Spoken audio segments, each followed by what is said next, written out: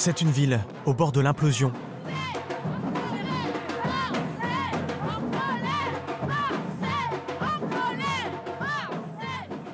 Plus de 5000 Marseillais dans la rue pour crier leur ras-le-bol. Qui sème la misère récolte la colère. Qui sème la misère récolte la colère. Qui sème la... Motif de leur exaspération, cette catastrophe. En quelques secondes, 2 immeubles réduits en poussière ce matin à Marseille. L'un d'eux était habité. Ce 5 novembre, les secours vont retrouver 8 corps dans les décombres des immeubles effondrés. 5 hommes et 3 femmes. Tout un quartier délabré au cœur de la 2e ville de France. Et dont il ne reste qu'un amas de gravats. C'est presque... Dominique fait partie des rescapés du quartier. Mais bon, moi j'ai vu l'immeuble à côté. Son immeuble vient d'être évacué. Il risquait lui aussi de s'effondrer. C'est pas un combat personnel, quoi. C'est vraiment un combat contre la municipalité, contre les marchands de sommeil, contre cette espèce de mafieux, de mafia locale qui pourrit la vie de tous les habitants de Marseille depuis des années et des années, quoi. Sur les murs de la ville, des habitants excédés ont placardé les visages de ses propriétaires. Des avis de recherche qui pointent du doigt un vice-président de la région, celui de la métropole ou encore du département. Tous propriétaires de logements indignes. En France, officiellement, il y en aurait 420 000. D'accord. Là, il y a vraiment un risque imminent. Élus, fonctionnaires ou commerçants, ils ont fait du mal-logement un business très juteux. Normalement. On ne nous craint pas, on se fait respecter. On n'est pas non plus... Attends, Richard, on est à Marseille, là. On n'est pas à Disneyland. Face à ces marchands de sommeil, des mairies souvent impuissantes ou qui laissent faire. Leur combat est-il perdu d'avance ? Nos impôts finissent par engraisser des salauds. Ces profiteurs, après des années d'impunité, sont dans le viseur du gouvernement. Bonjour, c'est donc vous. La situation, vous êtes d'accord avec moi, elle est juste inacceptable. Moi, j'ai déclaré une guerre aux marchands de sommeil, une guerre sans relâche, une guerre totale. Pourquoi? Parce que c'est insupportable. Enquête sur cette nouvelle délinquance de la misère.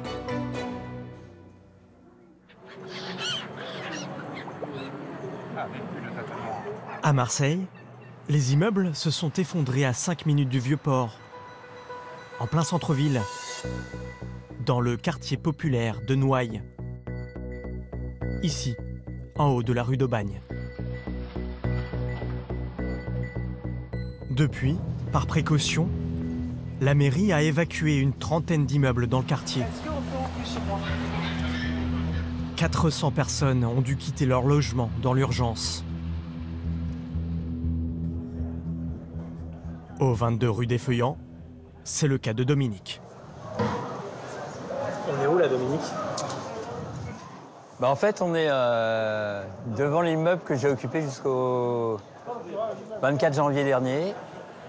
J'ai habité depuis 15 ans, très exactement depuis octobre 2003. Impossible d'y rentrer, la mairie vient d'afficher un arrêté de péril sur la porte. Alors, dans l'appartement du 4e étage, c'est le mien en fait, dont l'état est très vétuste. Le plancher est énormément souple et d'importantes fissures structurelles sont présentes. Quelques semaines avant l'évacuation, une de ses amies avait filmé son domicile. On y voit de larges fissures sur les parois. Dans son salon, et ici, un peu partout dans la cuisine. Au début, ça n'était pas ça, quoi, tu vois. C'est quand même vachement dégradé dans tous les sens. Ouais. Là, moi, c'est une connerie. Mais il y a pire, près de la douche. Ah ouais, mais la salle de bain, elle est chouette. Ça, ça risque de tomber quand même, non? Pendant que tu prends ta douche. Là, c'est vraiment carrément ouvert, ouais, ça. Quand même, Mais c'est vrai que ça pourrait se casser la gueule aussi. Hein. Pour vivre dans ce 30 mètres carrés lézardé, Dominique déboursait chaque mois 450 €. Après la catastrophe de la rue d'Aubagne, un expert visite son appartement. Il est catégorique. La solidité de l'ouvrage ainsi que la sécurité des usagers sont compromises. Le couperet tombe le 24 janvier. Le retraité n'a qu'une heure pour rassembler 15 ans de sa vie. J'ai commencé... là, faut que j'y aille. Il y a les flics qui sont là.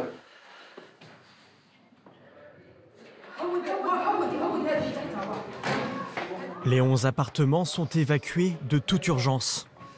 Il y a un arrêté de péril sur l'immeuble, donc c'est la mairie. Faut évacuer tout l'immeuble, on va fermer les portes. Tout le monde a eu la même réaction, c'est un truc de panique. Il faut qu'on ramasse les papiers, les vêtements, les machins. Mais on oublie plein de choses, quoi. Enfin, c'est extrêmement brutal, quoi. Je souhaite à personne de vivre ce type d'expérience. En 5 mois, 2500 personnes ont été évacuées à Marseille. Derrière ces appartements en piteux état, il y a des propriétaires qui n'ont pas fait de travaux depuis des années. Voilà. Ouais, alors c'est un peu compliqué parce que là c'est en... Dominique découvre leur nom. Ils sont inscrits en bas de l'arrêté. Moi j'ai jamais eu un loyer de retard. Je me suis toujours débrouillé, payé à temps et en heure. Et eux ils n'ont pas fait les travaux, même quand ils étaient avertis qu'il fallait en faire. Donc bien sûr que je leur en veux. Parmi les propriétaires de l'immeuble de Dominique, un nom, Belbachir. Il revient à plusieurs reprises. En consultant le registre des sociétés, nous découvrons le petit empire immobilier de 5 frères. Les Belbachir règnent sur plusieurs SCI, des sociétés civiles immobilières. Ils possèdent cet immeuble dans la rue des Feuillants, juste à côté de celui de Dominique. Sur la cour, la façade de l'immeuble est particulièrement délabrée. Mais pourtant, les loyers sont hors de prix. À l'intérieur, les locataires ont peur de leur propriétaire. Seule une jeune femme accepte de témoigner de manière anonyme. Elle paye près de 500 € pour 15 mètres carrés, 2 fois le prix du marché, et elle n'a même pas le confort minimum. Ça, c'est l'eau chaude, soi-disant chaude. Il n'y a pas d'eau chaude. Ça fait combien de temps cette situation? Ça fait 2 ans. Voilà. Le propriétaire refuse de lui réparer son chauffe-eau alors qu'il en a l'obligation. Dans la salle de bain, il n'y a ni électricité, ni chasse d'eau. C'est comme ça que je tire la chasse. Parce que la chasse d'eau ne marche pas. J'ai pas les moyens pour me prendre un appartement plus décent, plus propre. Il savait que quelqu'un d'autre qui avait les moyens, il vient pas là. Il prend que des gens faibles comme moi. Je suis prise en otage. J'ai pas le choix. Je sais pas. La solution, elle est où? Je sais pas. Les propriétaires du studio, les Belbachir, ne font pas que de l'immobilier. Leur petite entreprise vend aussi des baguettes et des tartes aux pommes. C'est une boulangerie-pâtisserie. Elle est située au rez-de-chaussée de l'immeuble. Nous allons en caméra discrète à la découverte de cette curieuse spécialité locale.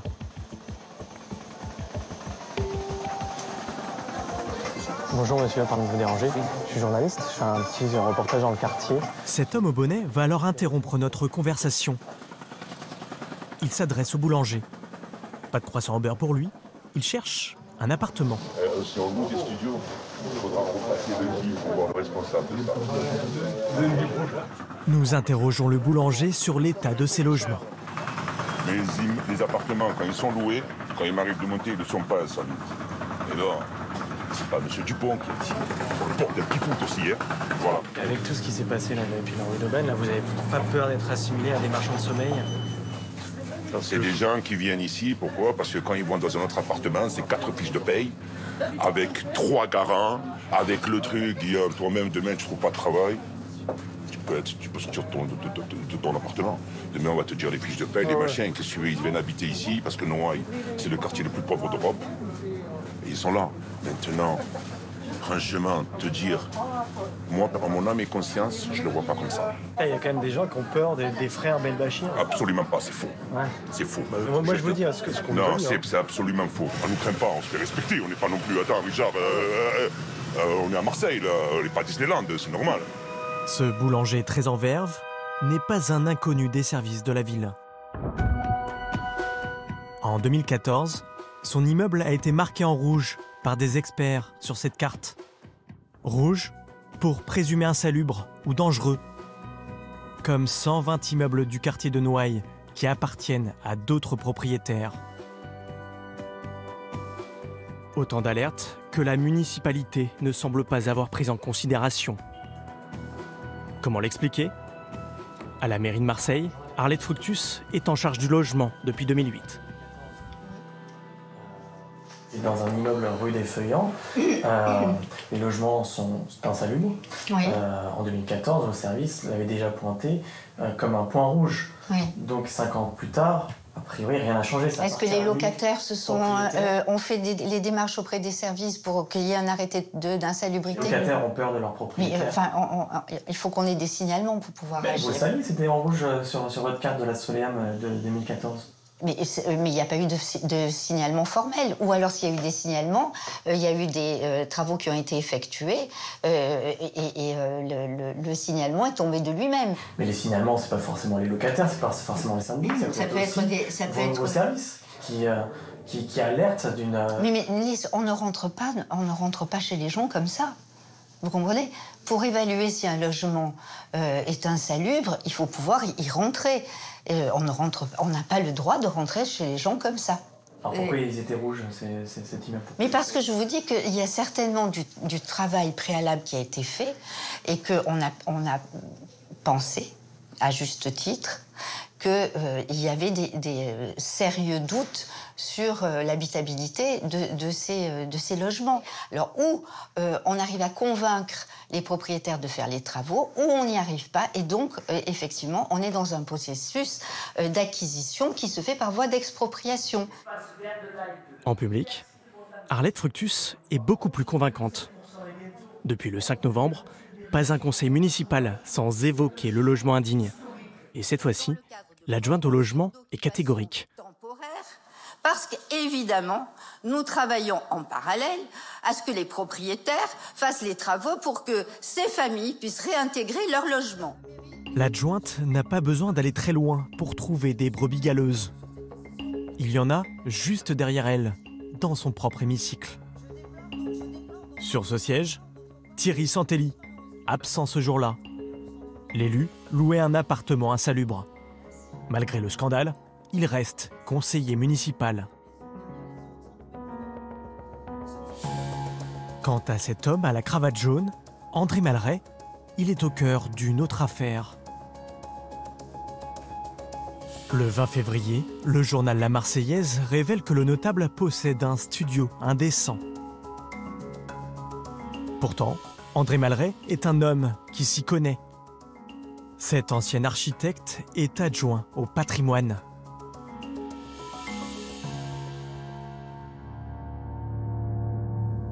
Dans le très cossu 8e arrondissement, il habite cette villa avec piscine. Il a aussi acquis ce petit espace triangulaire juste à côté de chez lui. Un garage à 2 roues qu'il a transformé pour le louer en studio.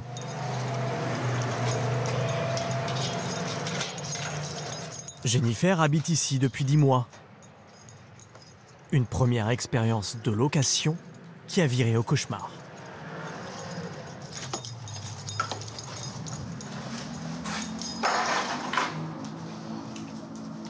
Moi, j'ai signé le bail en mai 2018. Donc, au début, l'appartement était refait à neuf. C'était tout blanc, il n'y avait pas de problème.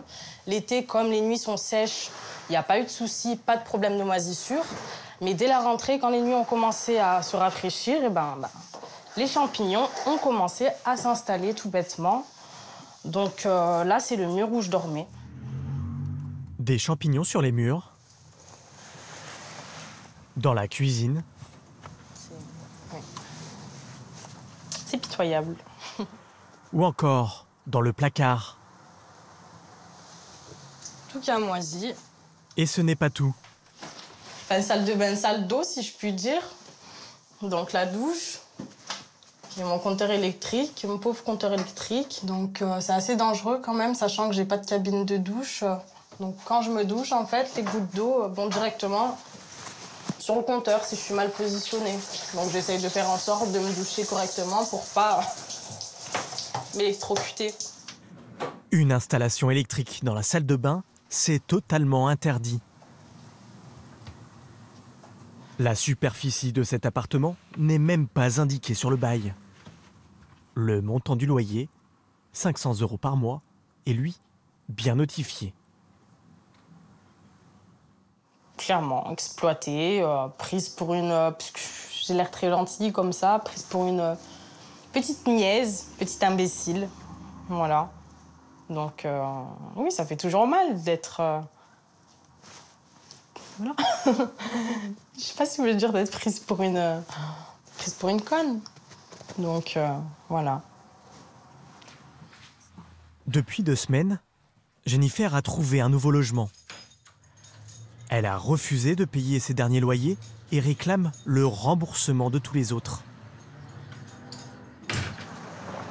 Désormais, elle attaque son propriétaire en justice, car tout dans son bail est irrégulier, selon son avocate. Alors, ce document, c'est la déclaration faite par M. Malray, déposée le 7 juin 2018, lui ayant permis de transformer son garage à 2 roues en habitation. Cette autorisation a été obtenue le 4 juillet, on le voit derrière, 2018, d'un autre adjoint au maire, hein, non, du maire lui-même, carrément. C'est-à-dire que quand il loue à Mademoiselle Mbon, il loue un garage à 2 roues. En toute certitude. Hein. Et ça, il n'a pas le droit ? Ah ben non. Voilà, donc en fait, il a joué avec la loi, il a joué avec le feu et aujourd'hui, il en paye les conséquences. Effectivement, ça prend des proportions qui sont importantes. On est dans un contexte à Marseille où le mal-logement existe de partout et où tout élu doit être absolument irréprochable.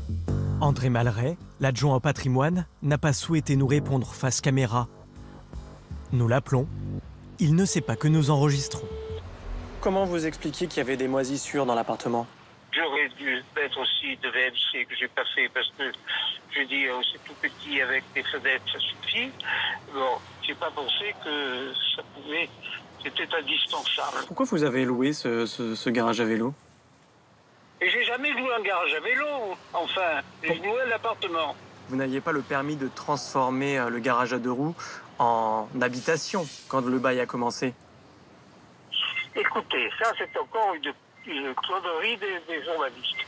Quand j'ai demandé le changement d'affectation, ça a pris quelques mois. Je savais que je l'avais obtenir parce qu'il n'y avait pas de raison. On m'attaque parce que je suis un élu de droite de la ville de Marseille. Eh bien bravo. Depuis, André Malray a réalisé des travaux dans son studio. Mais son portrait a rejoint ceux de ses collègues. C'est le 4e élu là, depuis le 5 novembre. Ça fait mauvais genre, non ? Écoutez, moi, la seule chose qui m'importe, c'est qu'on règle le problème des propriétaires qui ne respectent pas les conditions de vie décentes pour leurs locataires. Mais voilà. c'est pas encore plus dérangeant quand c'est vos collègues ? Mais que ce soit mes collègues ou pas mes collègues, la situation est la même. Ils doivent répondre des problématiques dont ils relèvent. Voilà. Ils ont pas un devoir d'exemplarité peut-être un peu plus supplémentaire ? Évidemment. Tous les élus doivent être exemplaires. Je pense que chacun s'emploie à l'être à sa manière et que quelquefois, ce n'est pas le cas. Donc après, c'est à eux de s'expliquer, c'est à eux de se justifier. Voilà. Des élus embarrassés et des municipalités impuissantes à contenir ce fléau. En 2016, 3500 arrêtés ont été pris en France. Mais seuls 150 propriétaires ont été condamnés. Face aux injonctions des villes ou de la justice, les marchands de sommeil font tout pour faire traîner les choses.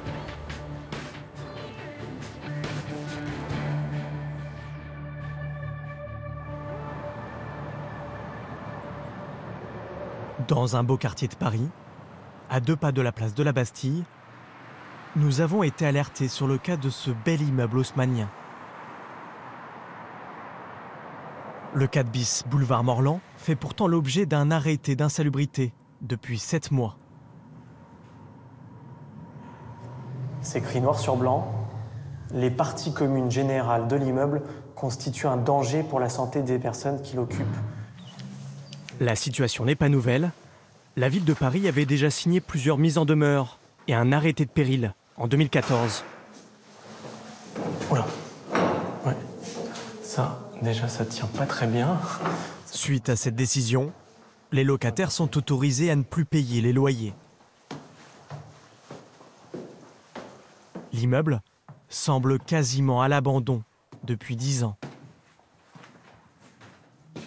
Là, on voit qu'il y a un seau qui est posé sur l'escalier. Il est plein d'eau. Je pense qu'il y a une fuite. Les locataires ont placé des seaux au dernier étage.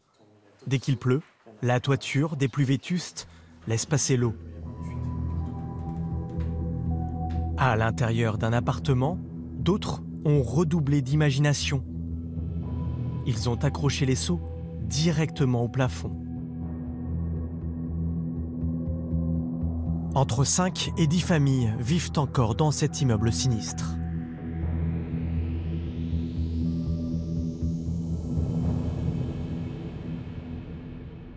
Une seule personne a accepté de nous rencontrer, mais elle habite en face, dans l'immeuble mitoyen, au numéro 4.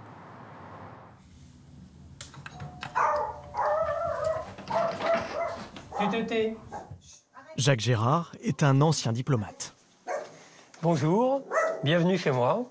Lui habite un appartement de 80 mètres carrés, bien plus sain. Mais ce qui l'inquiète, ce sont les fondations communes qui se dégradent. L'arrêté a été pris par la ville de Paris parce que le sol de la cour risquait de s'effondrer. Nous cherchons à la réparer, mais il nous faut pour ça l'accord des propriétaires du 4 bis, que nous n'avons jamais eu. Avec les autres copropriétaires, il a porté plainte contre ses voisins qui possèdent tout l'immeuble. La famille Laplot. 3 frères et sœurs qui ont été condamnés à faire les travaux d'urgence dans la cave. Mais dans la cour, les parties communes et les appartements, tout reste encore à faire. Qui sont ces propriétaires? Vous pouvez nous en parler?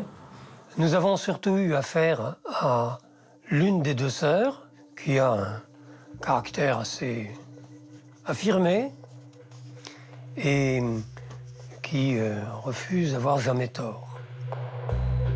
Nous avons retrouvé la trace de Patricia Laplot dans cette brochure, où elle prend la pause. C'est un rapport du ministère des Finances. La propriétaire de l'immeuble insalubre était aussi un cadre de Bercy. Elle était chef de bureau à la prestigieuse direction du budget. 4 décennies dans la fonction publique et une récompense, la Légion d'honneur en 2016. Madame Laplot habite près de la place de la Bastille. Après plusieurs tentatives pour la joindre, nous nous rendons chez elle, en caméra cachée.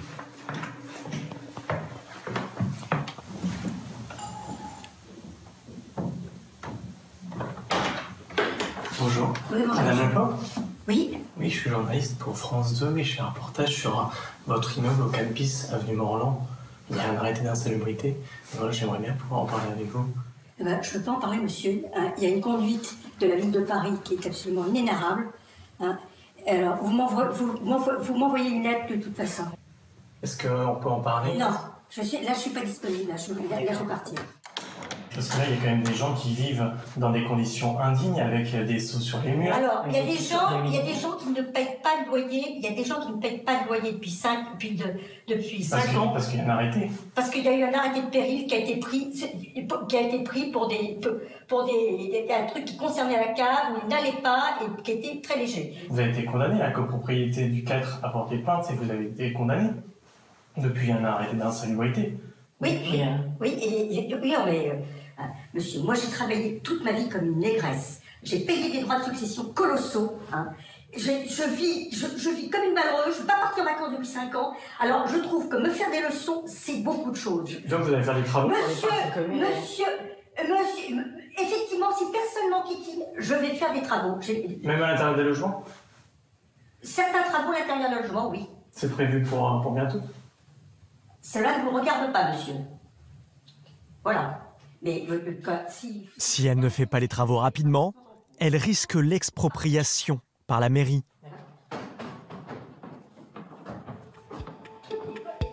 Une solution radicale, mais qui peut coûter une fortune aux contribuables.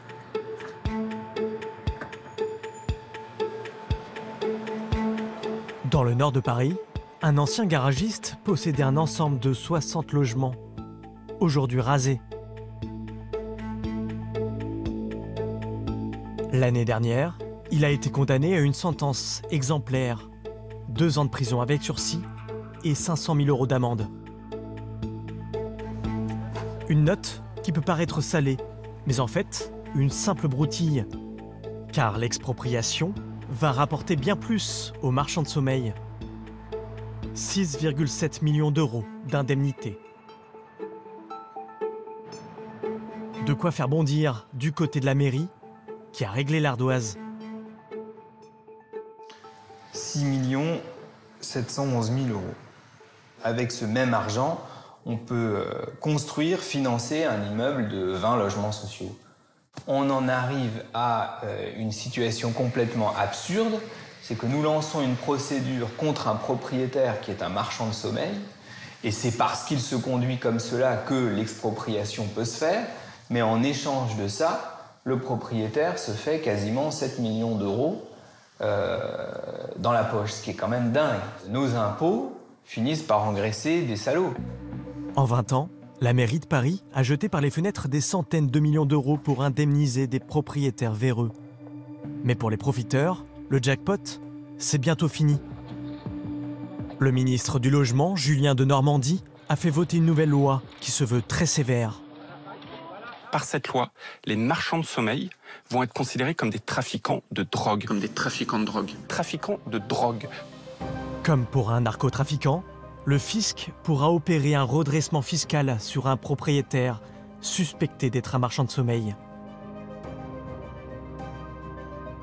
S'il ne fait pas les travaux à temps, des astreintes tomberont automatiquement. Et surtout, en cas de condamnation, le bien insalubre sera confisqué sans aucune indemnité. Moi, je leur déclare la guerre à ces marchands de sommeil. Je lutterai sans relâche. Une bataille que le ministre tient à mener sur le terrain, en Seine-Saint-Denis, de préférence devant les journalistes. Dans son collimateur, cette maison dans la ville de Pierrefitte. Sur 3 étages, un pavillon divisé en 12 logements. Une habitante nous tend son téléphone. Au bout du fil, le propriétaire des lieux. Allô? Oui, bonjour. Vous êtes qui? Vous êtes le propriétaire, c'est ça? Moi, je suis propriétaire. Je veux savoir si vous êtes qui. Je ne sais pas, c'est pour des impôts ou c'est pour des allocations. Là, c'est une visite ministérielle. Donc, si vous voulez, il y a la garde des Sceaux, il y a le ministre du Logement qui va venir, plus les médias qui accompagnent, plus la préfecture. Ils vont arriver dans quelques minutes, mais donc vous êtes le bienvenu. Bah, écoute, je vais à vie, je reviens tout ça, hein. OK? Les 2 ministres arrivent. Pendant plus d'1 heure, ils vont rencontrer les locataires.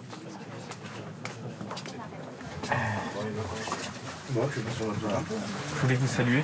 Non, merci beaucoup. Bon, en tout cas, on est là pour vous accompagner. Très bien.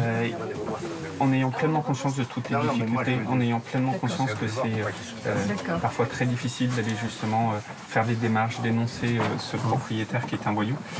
Et donc c'est pour ça qu'on est venu. C'est pour ça que je peux vous dire que Dans ces appartements visités ce matin, encore une fois, des personnes vulnérables. Comme Irène, 60 ans. Elle est handicapée. Le propriétaire, il vient frapper à notre porte pour vous dire que ça va changer, que vous allez payer plus. On ne peut pas vivre tranquille. Et moi, je voudrais vivre ailleurs où j'ai pas un propriétaire qui nous harcèle sans arrêt. Son propriétaire vient justement d'arriver.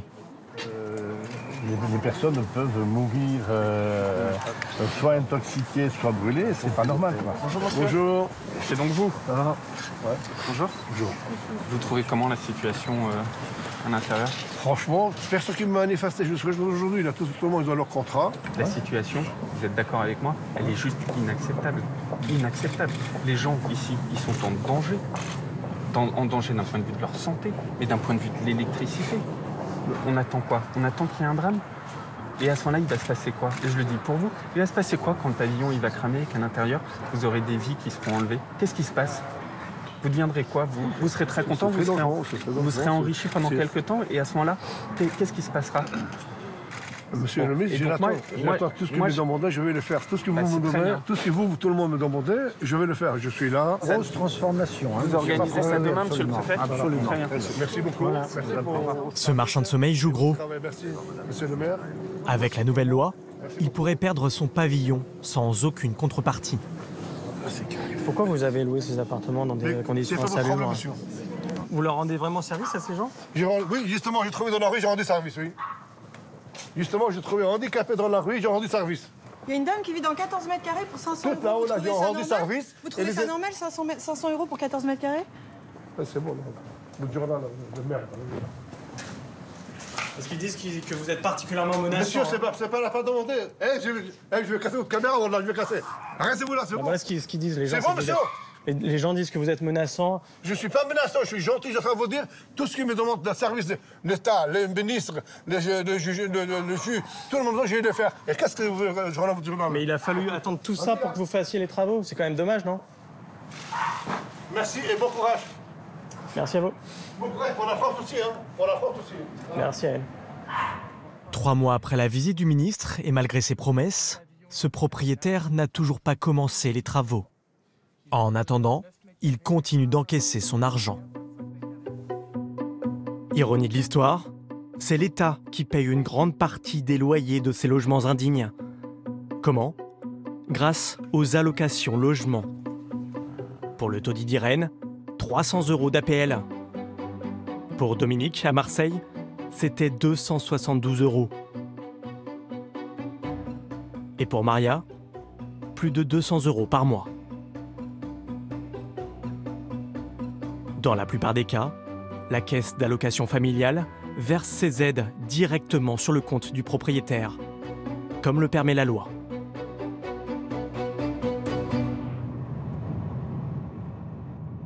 Pourtant, ces aides sociales, l'État peut les couper. C'est le travail d'Anthony de débusquer ceux qui profitent de ce système. Du logement indigne, très honnêtement, oui, il y en a à peu près partout. Puisque les manquements aux règles, aux normes de sécurité et de santé sont très fréquents et très nombreux. Chaque année, il parcourt 20 000 km sur les routes de Lyon pour le compte de la CAF.